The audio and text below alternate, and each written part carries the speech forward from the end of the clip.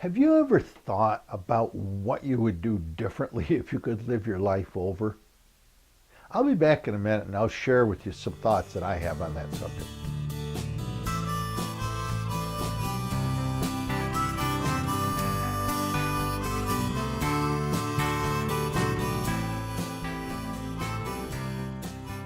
I'm old enough these days to have some wisdom and insight on how I could have lived a more successful and happier life, I think.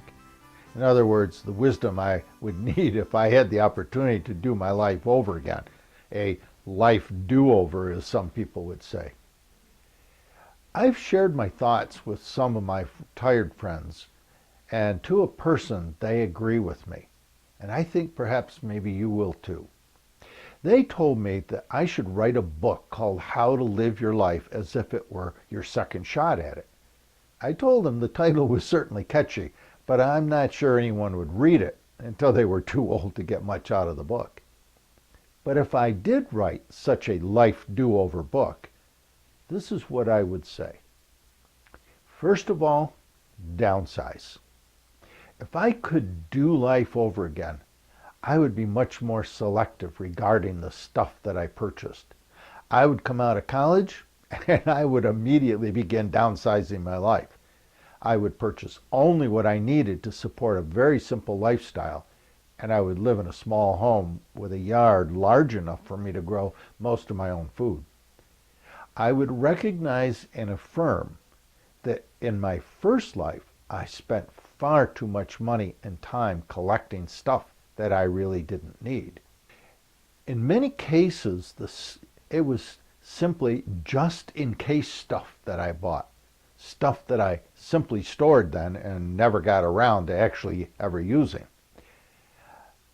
I would caution readers of my book that in my first life, most of the stuff I bought, I paid far more than I needed to pay simply because I bought new and shiny rather than used and functional. The next thing I would have in my book is develop patience. Because I was too impatient to save the money before I bought most of the stuff that I bought, I spent the first half of my life, my first life that is, giving banks back far too much of my hard-earned money in the form of interest payments every month.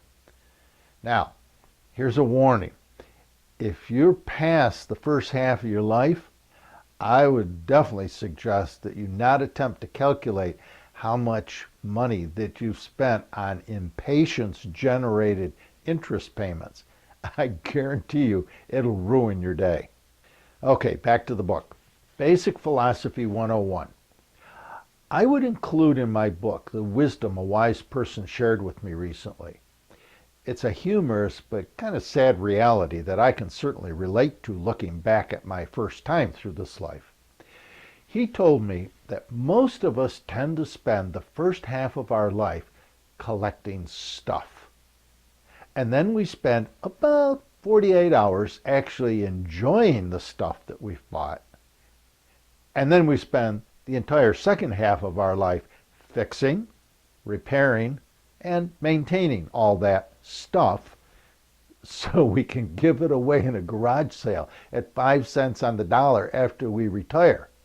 Like I said, it was funny wisdom, but sadly all too true. That's exactly what I did in my first time through this life. I would also point out in my book the importance of interviewing retired people while a person is still in their senior year of high school, in order to confirm for him or herself the wisdom contained in my book. I would also encourage high school students to get as much education as possible. In fact, I would tell them in the introduction of the book that unless they plan on going into college or a good trade school, not to worry about reading the rest of my book because they probably would never have enough money to buy much stuff anyways. I would end the book by warning my readers how much the world will encourage them to unconsciously slide into living their life the way I lived mine. Unfortunately, we don't get a second chance at life. So I'm thinking that maybe a better title for my book might be You buy stuff, you give stuff away, you finally achieve the wisdom necessary to live a happy and successful life, and then you die and leave whatever is left of your stuff to your children so they can sell it in a garage sale. It's a bit long, but it would say what the book is about for those that were too busy buying stuff to have the time to actually read it.